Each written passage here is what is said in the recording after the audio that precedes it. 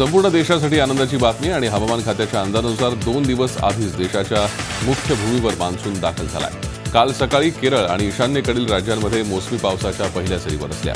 कर्नाटकमध्ये येत्या 2 दिवसात पाऊस येईल आणि त्यानंतर 2 ते 3 दिवसात महाराष्ट्रामध्ये मान्सून येऊन थडकेल असा अंदाज आहे। त्यामुळे कडक उन्हानं त्रासलेल्या नागरिकांना पावसाचा मोठा दिलासा अपेक्षेपेक्षा लवकरच मिळण्याची शक्यता आहे। केरळ किनारपट्टीवर मान्सूनच्या आगमनाची बातमी हवामान खात्यानं दिली होती। गेल्या 3 महिन्यांपासून रणरणत्या उन्हानं हैराण झालेल्या नागपूरकरांना आता पुढच्या काही दिवसात दिलासा मिळणार आहे। केरळ आणि पूर्वोत्तर राज्याच्या वेशीपर्यंत पोहोचलेला मान्सून 7 जूनच्या सुमारास विदर्भात दाखल होणार आहे। 7 ते 10 जूनच्या दरम्यान मान्सूनची विदर्भात कधी एंट्री होऊ शकते। केरळ आणि पूर्वोत्तर भागातील आसाम, मिझोराम, मणिपूरपर्यंत पोहोचलेल्या मान्सूनच्या सरी शेजारच्या मध्य प्रदेश आणि छत्तीसगड राज्यात 15 तारखेपर्यंत दाखल होतील। शिवाय मान्सूनच्या आगमनाची चाहूल देणारा मान्सूनपूर्व पाऊस देखील अनुभवायला मिळणार असल्याचं वेधशाळेच्या अधिकाऱ्यांनी सांगितलंय। मान्सून यंदा लवकर येणार असल्यानं विदर्भातील शेतकरी खुश झाला आहे। शेतकऱ्यांची मुख्यमंत्र्यांसोबत झालेली चर्चा निष्फळ ठरली आहे। मुख्यमंत्र्यांनी दिलेल्या आश्वासनांवर शेतकरी असमाधानी आहेत। त्यामुळे 1 जूनपासून संपाच्या निर्णयावर शेतकरी ठाम आहेत। कर्जमाफीच्या मुद्द्यावर शेतकरी तीव्र आंदोलन करणार आहेत। जोपर्यंत कर्जमुक्ती मिळत नाही तोपर्यंत आम्ही या सगळ्या सरकारबरोबर पुढच्या गोष्टीला चर्चा करण्यास मी तयार होणार नाही। कारण मुख्यमंत्र्यांनी सातत्याने सांगितले की आम्ही पॉझिटिव्ह आहोत, पण पॉझिटिव्ह आहेत मग कर्ज माफ करायला अडचण काय आहे? म्हणजे एकीकडे सांगायचं की आम्ही पॉझिटिव्ह आहोत, दुसरीकडे सांगायचं की आम्हाला वेळ द्या।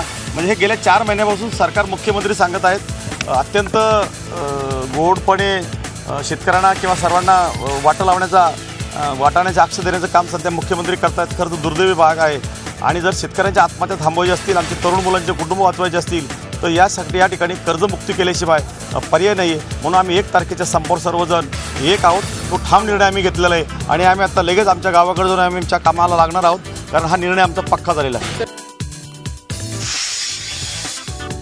स्वाभिमानी शेतकरी संघटनेचे खासदार राजू शेट्टी यांनी मुंबईत राजभवनवर राज्यपालांची भेट घेतली। यावेळी राज्यपालांनी राजू शेट्टी यांच्या तब्येतीची विचारपूस केली।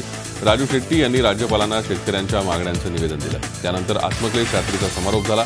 दरम्यान राजू शेट्टी यांनी सरकारला 1 महिन्याचा अल्टिमेटम दिला आहे। 1 महिन्यात कर्जमाफी झाली नाही तर कार्यकारिणीची बैठक घेणार आहे। त्या बैठकीत भाजपबरोबर राहायचं की नाही हे ठरवणार असल्याचं राजू शेट्टी यांनी सांगितलं आहे।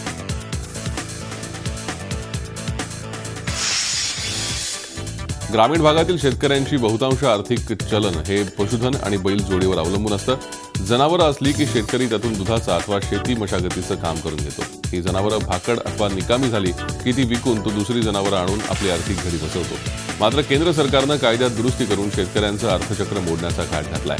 आपली भाकड जनावरं आणि निकामी बैल तो सांभाळू शकत नाही, त्याला जनावरांच्या विक्रीसाठी प्रतिज्ञापत्र लिहून द्यायचं म्हणजे दुष्काळात 13वा महिना अशी गत। त्यामुळे सरकारच्या जनावर विक्रीच्या नवीन कायद्याला शेतकऱ्यांनी आणि व्यापाऱ्यांनी कडाडून विरोध केला आहे।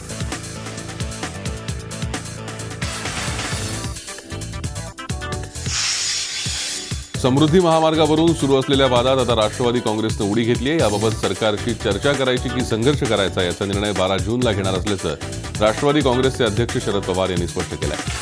महामार्गालगतच्या 10 जिल्ह्यातील प्रकल्पग्रस्तांची बैठक पवारांनी बोलावली होती। या बैठकीनंतर ते पत्रकारांशी बोलत होते। शेतकऱ्यांना मोबदला देताना नव्या भूसंपादन कायद्याची अंमलबजावणी झाली नाही, जमीन घेताना पेसा कायद्याचा भंग झाला, मोजणीला विरोध करणाऱ्या शेतकऱ्यांवर पोलिसांनी बळाचा प्रयोग केल्याच्या तक्रारी आल्याचं त्यांनी म्हटलंय। विरोधासाठी विरोध करायचा नाही म्हणून प्रकल्प बाधितांशी चर्चा केली। औरंगाबादेत 12 जूनला प्रकल्प बाधितांची परिषद घेणार असून पुढील भूमिका ठरवणार असल्याचं त्यांनी म्हटलंय। संघर्ष समितीचे जे प्रमुख लोक आहेत त्या सगळ्यांना निमंत्रित त्या ठिकाणी करतो आणि त्यांना निमंत्रित करून त्या सगळ्यांचं म्हणणं ऐकून मग त्याच्यावर एकत्रित एक कार्यक्रम तयार करून राज्य सरकारशी बोलायचं। त्याचा मार्ग निघत असेल तर त्या दृष्टीने काही पावलं टाकायची किंवा राज्य सरकार आपल्या धोरणात बदल करत नसेल तर काही पर्यायी कार्यक्रम घ्यायचा का, या सगळ्या गोष्टीचा विचार त्या ठिकाणी करतो। मुख्यमंत्र्यांच्या हेलिकॉप्टरमध्ये दोष होता अशी माहिती आता पुढे आली आहे। गेल्या आठवड्यात मुख्यमंत्री देवेंद्र फडणवीस यांचं हेलिकॉप्टर निलंग्यात कोसळलं होतं। या हेलिकॉप्टर अपघाताचा अहवाल मुख्य सचिवांना सादर करण्यात आलाय। डीजीसीएनं सादर केलेल्या या अहवालात हेलिकॉप्टरमध्ये दोष असल्याचं नमूद करण्यात आलंय। मुख्यमंत्र्यांच्या हेलिकॉप्टर दुर्घटना प्रकरणाची चौकशी करण्याचे आदेश सध्या देण्यात आले।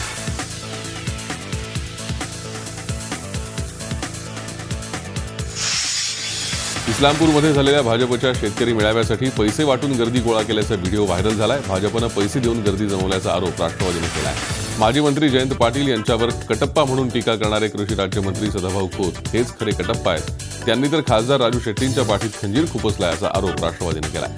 भाजपनं हे सगळे आरोप फेटाळून लावले.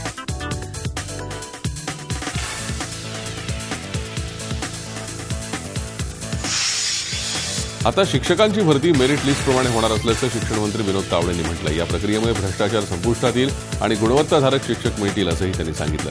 आता केंद्रीय पद्धतीनं परीक्षा घेतली जाईल आणि अनुदान घेणाऱ्या शाळेत वेब पोर्टलवर जाहिरात द्यावी लागेल. तसंच परीक्षेची मेरिट लिस्ट ही पोर्टलवरच असेल. देवाणघेवाण झाल्याशिवाय बदली होत नाही आणि त्यामुळे यात बदल होण्याची मागणी शिक्षक संघटना, पदाधिकारी आणि आमदार करत होते. नागपूर खंडपीठात ही जनहित याचिका होती.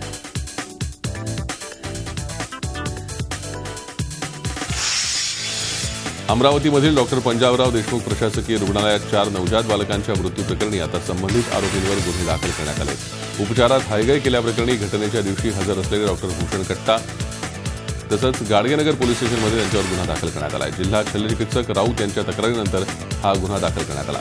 दरम्यान आमदार रवी राणा आणि आंदोलक अमरावती विभागीय आयुक्त जे.पी. गुप्ता यांच्या कक्षात ठिय्या मांडून बसल्यानं प्रशासनाला अखेर झुकावं लागलं आणि विभागीय आयुक्त जे.पी. गुप्ता यांनी डॉक्टर पंजाबराव देशमुख वैद्यकीय महाविद्यालयाचे डीन डॉक्टर दिलीप जाने आणि संबंधित अधिकारी डॉक्टर प्रतिभा काळे, डॉक्टर पंकज भारंबे यांना सह आरोपी करण्यात आले. या प्रकरणात पोलीस प्रशासनानं आणि जिल्हा प्रशासनानं उशिरा का होईना पण कारवाई केल्यानं दोषी डॉक्टरांवर कारवाई होणारच, त्यांना शिक्षाही होईलच. पण 4 निष्पापांचे जीव गेले ती हानी कधीही भरून काढली जाऊ शकत नाही.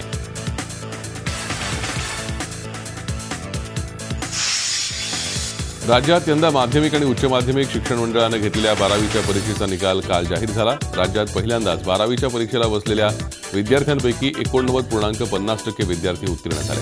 उत्तीर्ण होणाऱ्यांमध्ये मुलांच्या तुलनेत यंदाही मुलींची संख्या जास्त आहे. विभागवार निकालांचा विचार केल्यास सलग 5व्या वर्षी कोकण विभागाचा निकाल सर्वोत्तम लागला.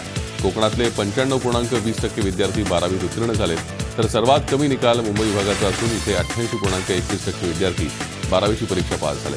येत्या 9 जूनपासून विद्यार्थ्यांना आपापल्या शाळा कॉलेजांमध्ये निकाल मिळणार आहे. एनडीएच्या 132व्या तुकडीचा दीक्षांत संचलन समारंभ पार पडला. पुण्यातील राष्ट्रीय संरक्षण प्रबोधिनीच्या अर्थात एनडीएच्या 132व्या तुकडीच्या दीक्षांत समारंभात 800 कॅडेट्सनी पासिंग आउट परेडमध्ये सहभाग घेतला. यापैकी 308 प्रशिक्षणार्थी पास होऊन बाहेर पडणार आहेत. यामध्ये 6 परदेशी कॅडेट्सचाही समावेश आहे. नौदल प्रमुख ॲडमिरल सुनील लांबा दीक्षांत समारंभाला प्रमुख पाहुणे म्हणून उपस्थित होते.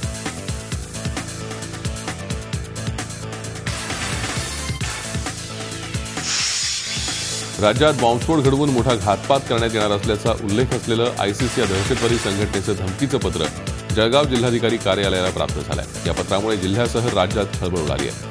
टपाल विभागात संबंधित कर्मचाऱ्यांना हे धमकीपत्र आढळलं.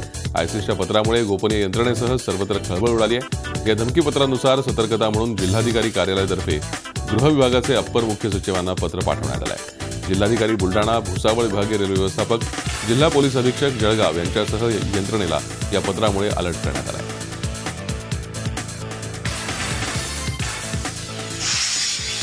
ठाणे महानगरपालिकेत मागची 2.5 दशकं शिवसेनेची सत्ता आहे आणि असं असताना महानगरपालिकेत मोठ्या प्रमाणात भरती झाली आहे. मात्र यावर्षी पालिकेच्या 327 आरक्षक भरतीमध्ये ठाण्याच्या बाहेरील उमेदवारांना प्राधान्य दिल्याचा आरोप खुद्द सत्ताधारी शिवसेनेच्या महापौर मीनाक्षी शिंदेंनी केला आहे. तसंच या भरती प्रक्रियेलाही विरोध केला आहे. या भरतीमध्ये ठाण्यातील 2च मुलांना ठाणे पालिकेत नोकरी मिळाली आहे. आता महापौरांनी 50% आरक्षण स्थानिकांना देण्याची मागणी प्रशासनाकडे पत्राद्वारे केली आहे.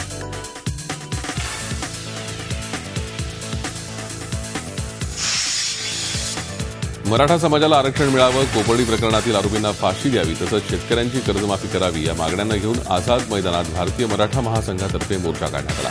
गेल्या वर्षभरापासून मराठा समाजानं आरक्षणाच्या मागणीला घेऊन राज्यभरात भव्य मोर्चे काढलेत आणि अजूनही आरक्षणाचा प्रश्न न सुटल्यानं मराठा समाजात अस्वस्थता आहे. यामुळेच पुन्हा एकदा याच मागणीला घेऊन आझाद मैदानात मोर्चा काढण्यात आला.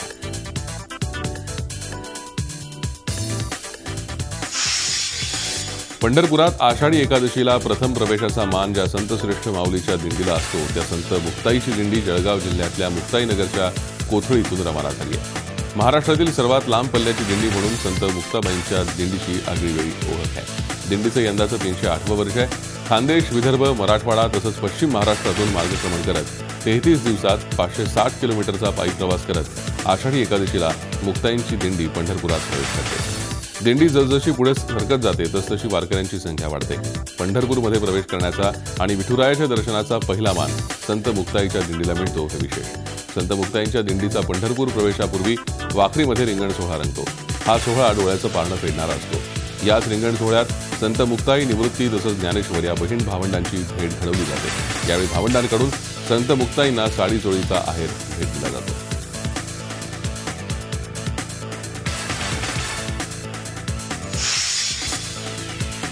बाजारामध्ये कत्तलखान्यांसाठी जनावरांची खरेदी विक्री करण्यावर सरकारच्या निर्बंधांबाबत काही राज्यांनी आणि संस्थांनी आक्षेप घेतले. त्याचा केंद्र सरकार विचार करत असल्याची माहिती केंद्रीय मंत्री व्यंकय्या नायडूंनी दिली आहे. सुप्रीम कोर्ट आणि संसदीय समितीनं जनावरांच्या बाजारातून कत्तलखान्यांसाठी जनावरं खरेदी करण्याच्या प्रकाराबाबत शंका उपस्थित झाल्यानंतर हा निर्णय घेतल्याचं नायडू म्हणाले. केंद्रीय पर्यावरण मंत्रालयाकडे निर्णयावर 13 आक्षेप नोंदवण्यात आले. केंद्राच्या निर्णयामुळे मांस आणि तांबड्याच्या निर्यातीवरती परिणाम होण्याची भीती व्यक्त होते. अनेक राजकीय पक्षांनीही या निर्णयाला तीव्र विरोध दर्शवल्यानंतर केंद्रानं फेरविचार सुरू केला.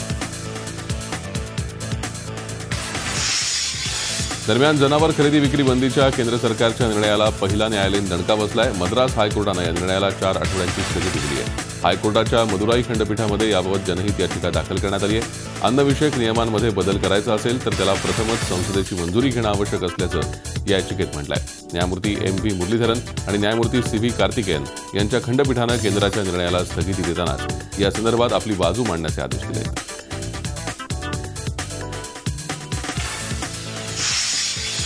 केंद्र सरकारच्या निर्णयाला राष्ट्रवादी काँग्रेसनंही विरोध दर्शवलाय. गोहत्येबाबत भावना असू शकतात, पण कुणी काय खायचं यावर सरकार निर्बंध आणू शकत नाही असं पक्षाचे अध्यक्ष शरद पवार यांनी म्हटलंय. जनावरे विकताना शेतकऱ्यांनी हमीपत्र द्यायचं आहे की हे जनावर असं आहे की नुसतं तेच नाही, सबन कॅटल मार्केट, कॅटल मुवमेंट या सगळ्या गोष्टी आता या नवीन कायद्यामध्ये रिस्ट्रिक्शन करतात. ते योग्य नाही. हा गाईचा सन्मान करा, त्याला कोणाचा विरोध नाही. रेग्युलर त्या जनावरांना जगवण्याच्यासाठी सरकारने मंथली अनुदान द्यावं किंवा मग शेवटी ही जनावरं कुठेतरी एकत्रित सांभाळण्याच्यासाठी त्याचे आश्रम करा. डिसेंबर 1992 मध्ये बाबरी मशीद पाडल्याप्रकरणी सुरू असलेल्या खटल्यात भाजपचे वरिष्ठ नेते लालकृष्ण अडवाणी, मुरली मनोहर जोशी यांच्यासह 12 जणांना जामीन मंजूर झालाय. 20,000 रुपयांच्या वैयक्तिक जात मुचलक्यावर लखनौमधील विशेष CBI कोर्टानं हा जामीन मंजूर केलाय. आपल्यावर ठेवण्यात आलेले सर्व आरोप रद्द करण्यात यावेत अशी या खटल्यातल्या सर्व आरोपींनी मागणी केली होती. बांगलादेशच्या किनाऱ्याला मोरा चक्रीवादळानं तडाखा दिलाय. यामध्ये किमान 6 नागरिकांचा बळी गेल्याची प्राथमिक माहिती मिळते. चक्रीवादळामुळे कॉक्स बाजार जिल्ह्यातल्या किनारपट्टी भागात राहणाऱ्या सुमारे 3 लाख नागरिकांचं स्थलांतर करावं लागलंय. यामध्ये एका व्यक्तीचा हृदयविकाराच्या झटक्यानं तर अन्य 5 जणांचा मृत्यू हा झाड किंवा घरावरून पडल्यामुळे झाल्याचं समजतंय. मोरा वादळामुळे बांगलादेशच्या उत्तर किनाऱ्यावर ताशी 130 ते 150 किलोमीटर वेगानं वारे वाहत आहेत. चितगाँग आणि कॉक्स बाजारच्या आंतरराष्ट्रीय विमानतळावरून सर्व उड्डाणं स्थगित ठेवण्यात आली आहेत. म्यानमारमधून स्थलांतर करून आलेल्या आणि तात्पुरत्या छावण्यांमध्ये राहणाऱ्या रोहिंग्या निर्वासितांनाही वादळाचा फटका बसल्याची प्राथमिक माहिती आहे. आपल्या जर्मन भेटीत पंतप्रधान नरेंद्र मोदींना एक गोड सरप्राईज मिळालं. त्यांची चक्क प्रियांका चोप्राची अचानक भेट झाली. प्रियांका सध्या आपल्या बेवॉच या हॉलिवूडपटाच्या प्रमोशनसाठी जर्मनीमध्ये गेली आहे. पंतप्रधान बर्लिनमध्ये असताना त्यांनी आपल्या बिझी शेड्यूलमधून वेळ काढून प्रियांकाची भेट घेतली. प्रियांकानं स्वतःच ट्विटरवर मोदींसोबतचा फोटो शेअर केला. एकाच वेळी बर्लिनमध्ये असणं हा छान योगायोग असल्याचं प्रियांकानं म्हटलंय.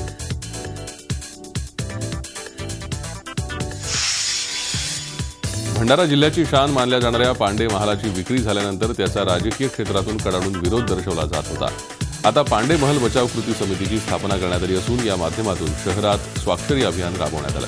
शहरातील तब्बल 2,000हून अधिक शहरवासियांनी आपली स्वाक्षरी देत पांडे महाल विक्रीला आपला विरोध दर्शवला असून स्वाक्षरी केलेलं पत्र जिल्हाधिकाऱ्यांमार्फत मुख्यमंत्री तसंच पुरातत्व विभागाला पाठवणार आहे. त्यामुळे आता या कृती समितीची दखल मुख्यमंत्री तसंच पुरातत्व विभाग घेणार का याकडे लक्ष लागलं आहे.